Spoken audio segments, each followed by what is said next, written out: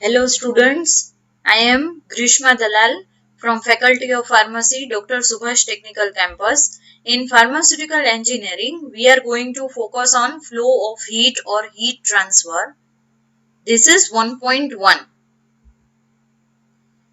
So let us go through what are the basic of heat transfer. Heat is a form of energy. According to the principles of thermodynamics, whenever a physical or chemical transformation occurs, heat flows into or leaves the system. You need to understand this very carefully. According to the principles of thermodynamics, you might have studied about thermodynamics in your physics. Whenever a physical or chemical transformation occurs, heat flows. Either heat will flow inside the system or heat will leave the system. A number of sources of heat are used in industrial scale operations. Steam and electric power are the chief sources. Remember this, steam and electric power are the chief sources that are used in industry scale. Now let us go through some of the applications. The first application is in evaporation. Although evaporation is considered to be a different unit operation, you need to understand that heat is also applied in evaporation. Heat is supplied in order to convert a liquid into a vapor, right? Which is subsequently removed, which you can remove the vapor. This process is used for preparing vegetable extracts.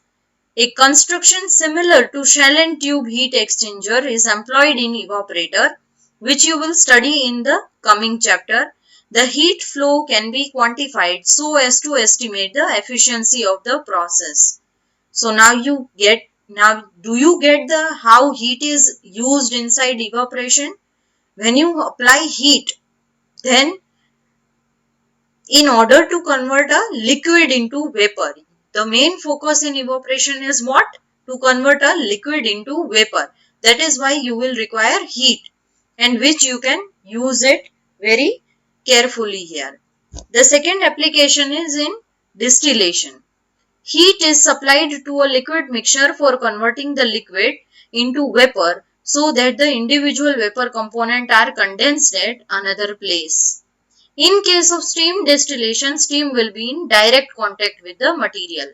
So distillation is also one of the major unit operations which is performed, and also it is the most important one. Why? Because you get the pure product at the end of the practical. In distillation, if you don't apply heat, then your mixture will not boil and you will not get pure separated product. Heat is supplied to liquid mixture for converting the liquid into vapor so that individual vapor are condensed at different places, right? So you need to understand this chapter also, which you will be having in your syllabus. Now here I already talked about steam distillation. In steam distillation, this is the one example in which the steam, which is used as a source of heat, will be in direct contact with the material so that the distillation is faster. Next is drying. In the process of drying or production of tablet, heat is passed through a carrier gas over a bed of wet solid mass for achieving drying. In case of spray drying, heat is supplied to the solution and suspension, as in case of production of milk product, right? So drying is also again one of the most important parameter. In the production of tablet, heat is passed through a carrier gas over a bed of wet solid mass for achieving drying. In case of spray drying, heat is supplied to solution and suspension, right? Now next is crystallization. Saturated solution is heated to bring about supersaturation. Have you performed the practicals of crystallization? If you have not, then you will soon perform and realize the value of heat. Saturated solution, when you heat the saturated solution, it will bring supersaturation, which will result into crystallization of the drug. On the hand, Removal of heat from a saturated solution also facilitate crystallization, as in case of purification of bulk drug. So sometimes removal of heat from a saturated can also help you for purifying of bulk drugs. Next and the last is sterilization. For sterilization of pharmaceuticals, autoclaves are used with steam as a heating medium. These are really very famous. Dry heat is used for the sterilization of glass apparatus and other containers. In addition, a number of other processes such as boiling, sublimation and fusion also are used as heat. So, these were the applications. If you see practically in laboratory, there are number of equipment that will have heat inside them, or you will use heat as a source, like air ovens, incubators, dryers, refrigerators. Or if you go on further on industrial scale, then you have some equipment you will need to apply heat, or in some equipment you will need to remove the heat and prevent heat loss. The basic principle involved in heat transfer are understood properly for maintenance and efficient working of the equipment. So if you want to focus and have a good equipment, then it is a must that you understand what are the basics of heat mechanism.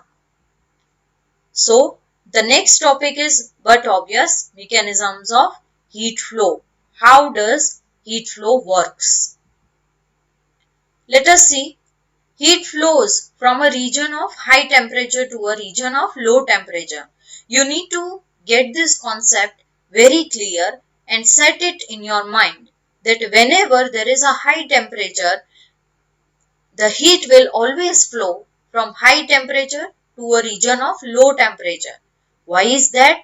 So that there will be a balance between both the regions, high temperature region and low temperature region. To understand this further, there are basic three mechanisms like number 1 conduction, number 2 convection and number 3 radiation. These three are the most important basic mechanisms of heat flow which you will study in detail in this heat transfer chapter. So please pay attention. Also keep on studying on your own. So first of all, we are going to study about conduction. Conduction is a process in which heat flow in a body is achieved by the transfer of the momentum of individual atoms or molecule without mixing. I repeat, conduction is a process in which heat will flow in a body is achieved by transfer of momentum of individual atom or molecule without mixing. Without mixing means here you are not applying any force, right? Like external force, external mixing, you are not applying anything. But because of the individual atoms or molecules that are present, there will be a transfer of momentum, and that's how heat will be transferred into the whole body. Like if I want to give you an example, think about in your practical life when you keep water on boiling on a gas in a container. It may be steel, tin or aluminium, right? So when you keep water for boiling, are you mixing it? No, you are not applying any external pressure or external force, right? So here is another example. Flow of heat through metal shell of a boiler takes place by conduction as far as solid ball or shell is considered. Flow of heat through a metal shell of a boiler. In boiler, you don't mix or you don't apply any external pressure, right? Flow of heat occurs naturally, right? No mixing is involved. Next is convection, a process in which heat flow is achieved by actual mixing of warmer portion with cooler portion of the same material. Here, actual portions will mix together. You have to imagine two layers one warm portion and one cool portion. Now just imagine in 3D in your mind that both the portions are getting mixed up, right? That process is known as convection. For example, heating of water by hot surface is mainly considered convection. You can consider the example that I gave you in conduction, where the main focus was the container, but here it is the surface, and which will create hot region and cold region. Convection currents of air are set up almost daily in atmosphere. Next is radiation. A energy transfer process in which heat flows through space by means of electromagnetic waves. For example, a black surface absorbs most of the radiation received by it. Have you seen this? You must have experienced it by your own way, right? When you wear something black or any black surface, that absorbs most of the radiation and it becomes heated more. This is nothing but energy transfer process via space by electromagnetic waves which you cannot see by your bare eyes or naked eye. Simultaneously, the absorbed energy is quantitatively transformed into heat.